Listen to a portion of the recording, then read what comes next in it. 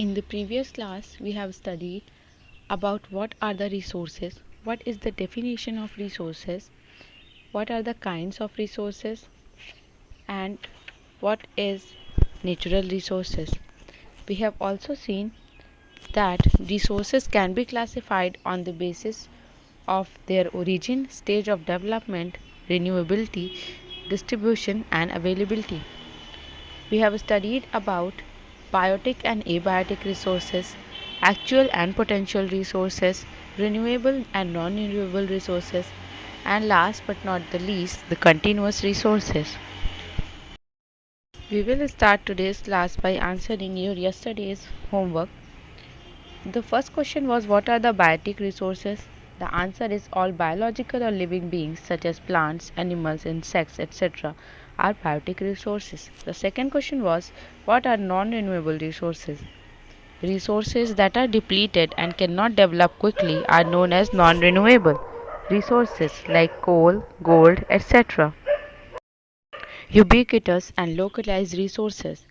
The word ubiquitous means omnipresent. So the resources can also be classified on the basis of their distribution. They are ubiquitous and localized.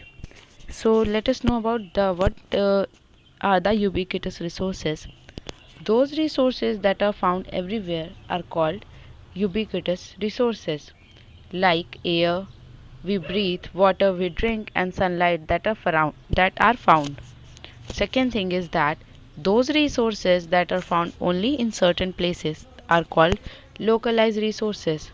For example, copper and iron ore. If we talk about the distribution of the natural resources, so as we can see that on Earth, on our planet, the natural resources are available widely, but they are not available everywhere. So, how the distribution of natural resource is, let's study about that.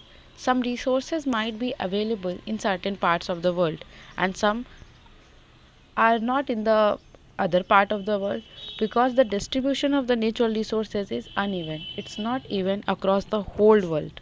As we already know that the some parts of the world are having cold climate, some are having hot climate. So depending upon the climate also the natural resources are differ. Now the reasons are also because of the different kind of a landform and the number of people which are living in an area, and their dependencies on the natural resource may vary. Likewise, so to obtain or to convert the raw materials into resources and then making into human made resources, we need technology and money as well. So the resources also change over time. As the time passes by, the resources are also changing. Human resources, it basically constitute human beings themselves. Human resources are considered to be the most important resource because we cannot develop the gift of nature without the help of human resource. So when we talk about human resource, it could be both in terms of quality as well as quantity. Not like that human resources are developing the natural resources so that they can consume it, exploit the natural resources. They also have the better techniques to utilize them in the best possible manner they can. If we talk about the educational expertise, a healthy human population base is also instrumental in the economic and social development of a particular region. A natural resource only become useful for us when humans have a use for it. For example, mineral oil become useful for us when it is extracted and converted to petroleum jelly or turpentine oil. With the help of different kind of education, the quality of education, skills, expertise, when all the things go together and human beings are able to create more resources, then this phenomena is known as human resource development. As we know that technology is developing day by day, so because of the development of technology, that is practical application of science to commerce and industry, has enabled some countries to develop on a massive scale. Now, apart from the human resources, there are so many resources which are being made or being created by human beings. They also play an important role in the utilization and development of natural resources.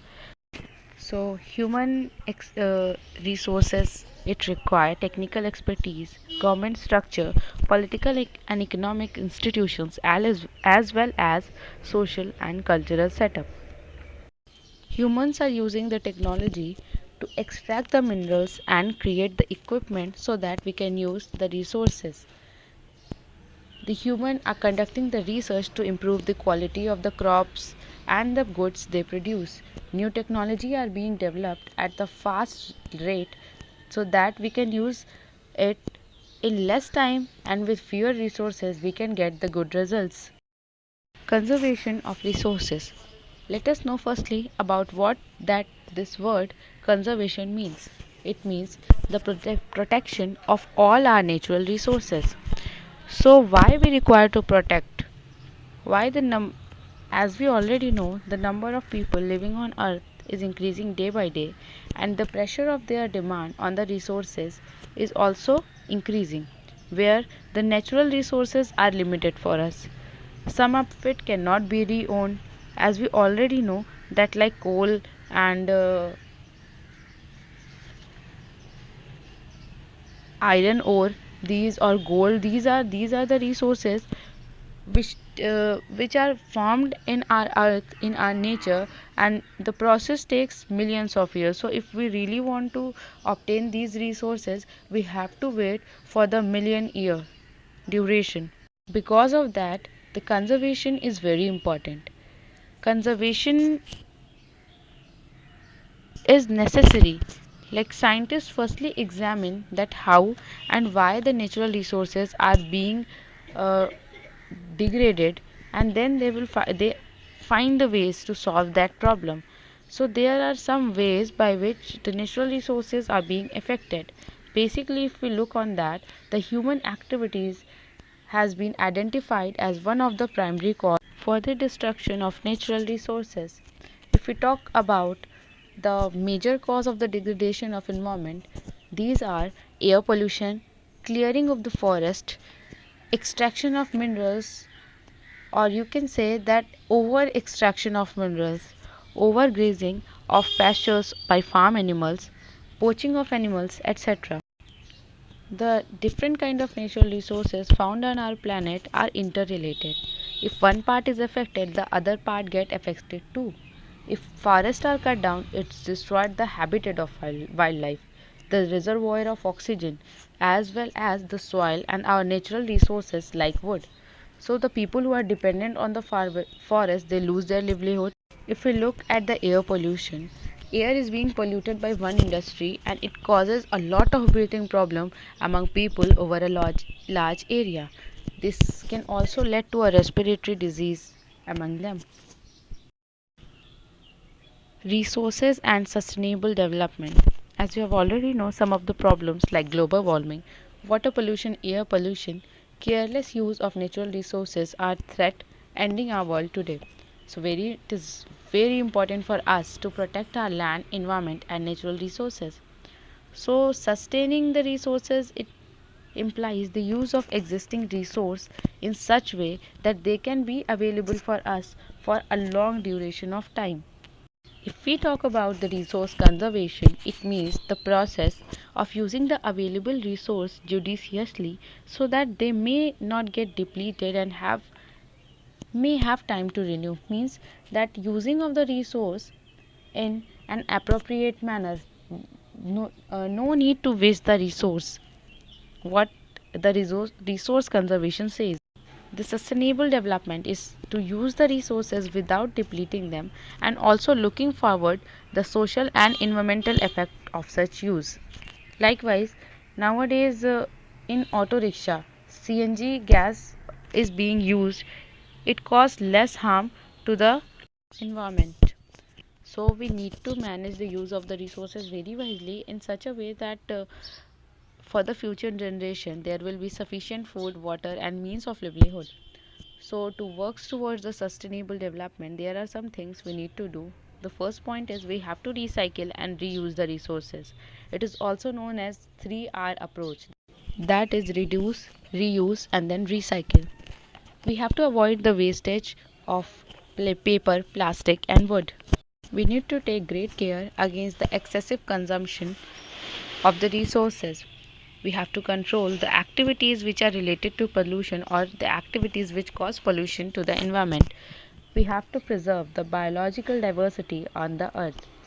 We have to use the resources that are easily available and can be replaced at a lower cost.